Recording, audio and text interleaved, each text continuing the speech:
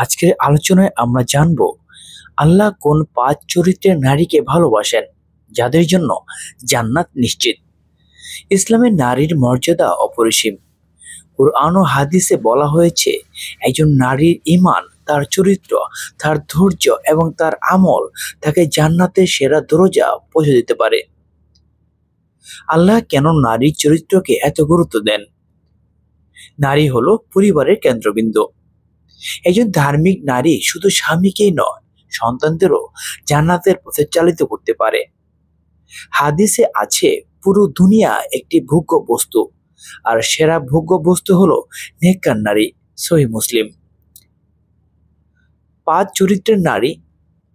প্রথমত হচ্ছে আল্লাহর প্রতি অনুগত নারী। তিনি সর্বদা নামাজ, রোজা, ইবাদত করেন। কোরআনে বলা হয়েছে মুমিন পুরুষ ও নারী যারা আল্লাহর কাছে বিনীত, সত্যবাদী, ধৈর্যশীল, খুশুখুশি সম্পন্ন, আল্লাহ তাদের জন্য ক্ষমা ও মহা পুরস্কার রেখেছেন। সূরা আহজাব। উদাহরণ হচ্ছে হযরত মারিয়াম আলাইহিস সালাম, যিনি ছিলেন পূর্ণ আনুগত্যের প্রতীক। দ্বিতীয়ত হচ্ছে স্বামীর প্রতি বিশ্বস্ত ও অনুগত নারী।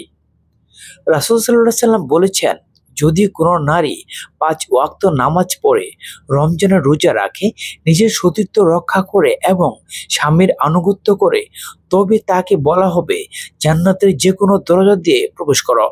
মুসনাদ আহমদ। এই ধরনের নারী আল্লাহর কাছে প্রিয়তমা। তৃতীয়ত হচ্ছে ধৈর্যশীলা নারী।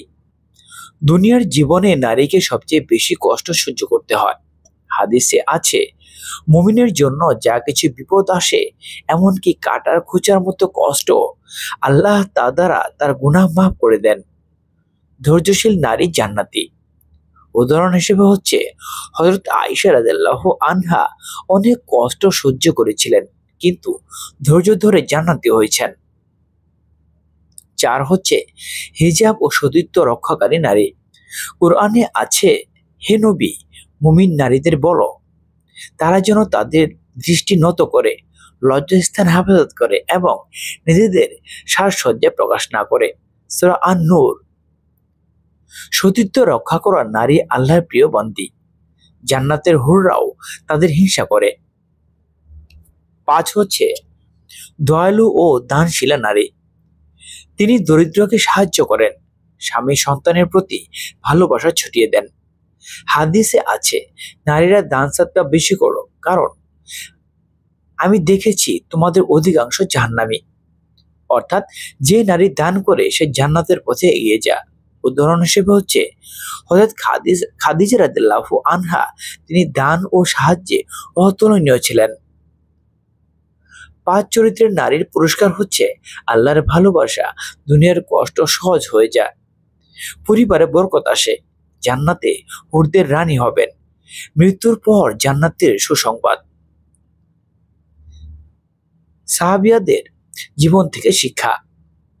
হযরত ফাতিমা রাদিয়াল্লাহু আনহা ধৈর্য, ইবাদত, সতীত্ব সব মিলিয়ে জান্নাতের নারীদের নেতা।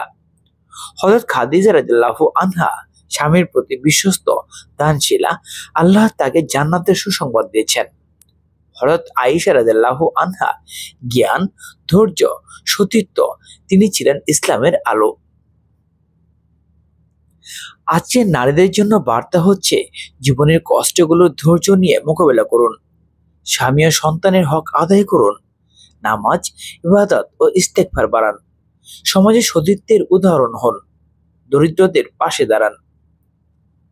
প্রিয় বোনেরা, যদি আমরা আল্লাহ সেই ৫ চরিত্রের নারীদের অনুসরণ করি, আল্লাহর আনুগত্যকারী, স্বামীর প্রতি বিশ্বস্ত, ধৈর্যশীলা, সতীত্ব রক্ষাকারী, দয়ালু ও দানশীলা, তাহলে ইনশাআল্লাহ জান্নাত আমাদের নিশ্চিত।